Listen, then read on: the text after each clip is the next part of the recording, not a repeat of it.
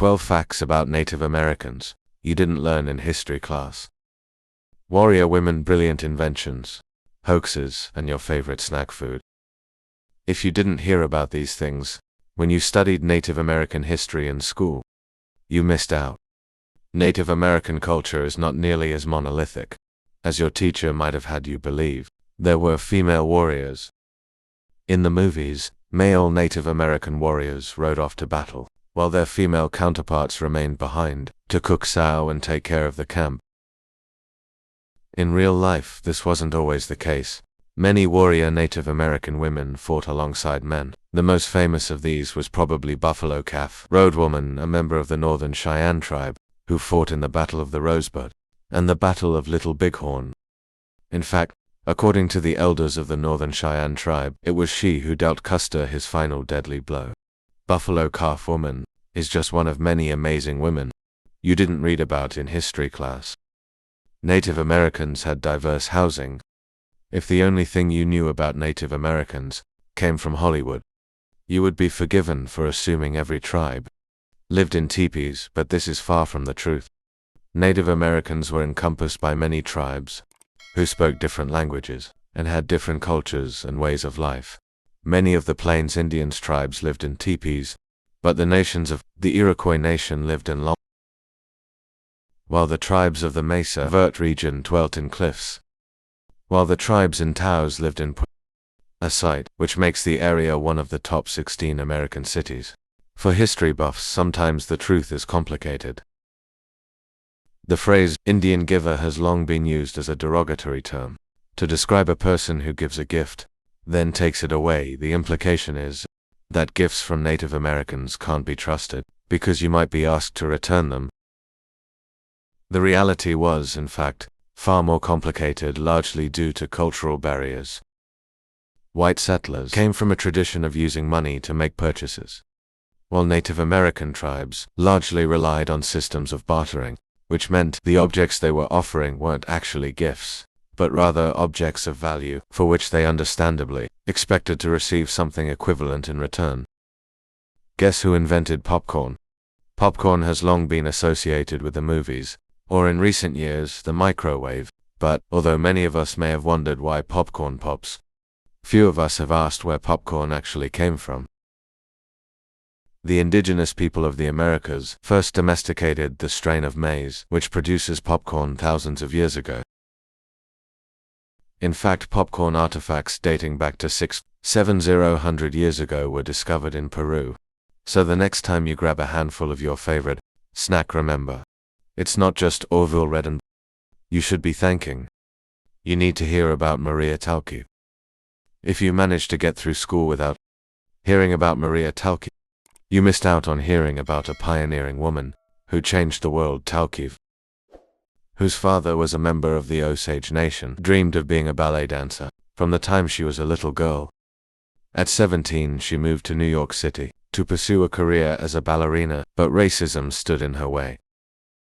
She was advised many times to change her last name so her Native American heritage wouldn't be readily apparent, but Talke refused. Her hard work, talent, and unwavering persistence paid off. Maria Chief eventually broke barriers.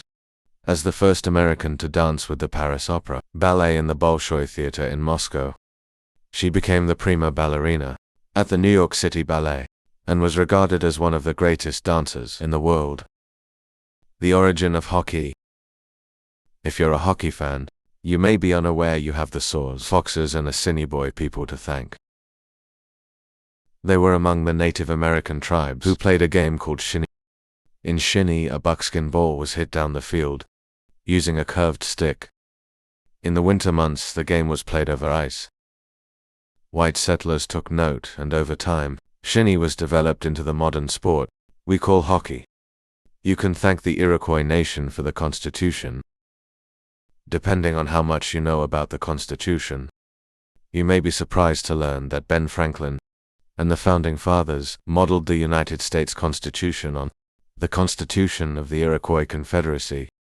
However, Pamela Silas, Associate Director of Outreach and Engagement for the Center for Native American and Indigenous Research at Northwestern University, says Ben Franklin left out the most important part. The clan mothers were the ones who picked the leaders, at the representative level, because they knew them the best. Native American artifacts are legally protected. It may be tempting to keep a cool artifact you find on federal or tribal land, but it might be against the law.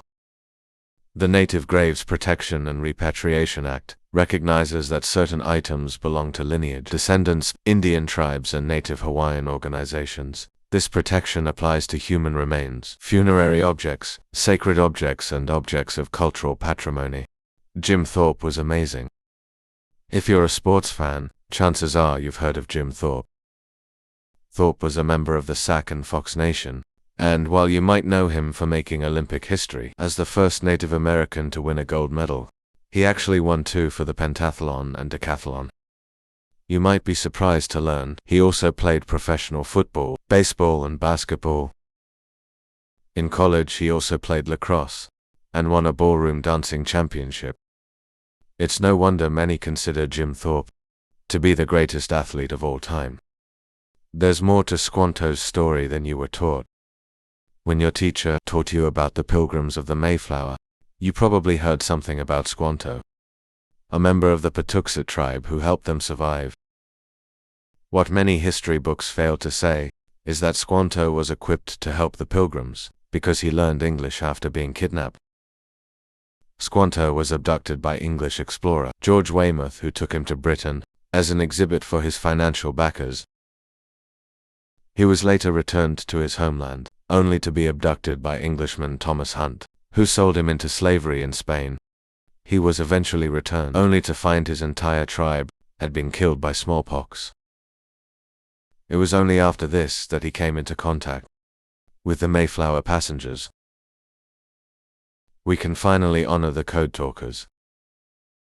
Until 2002, the heroic service many Native Americans code talkers performed in the United States military remained classified. After Congress passed the Code Talkers Recognition Act, their story was told. In both World War I and World War II, Native American servicemen relayed messages behind enemy lines in their native languages and dialects.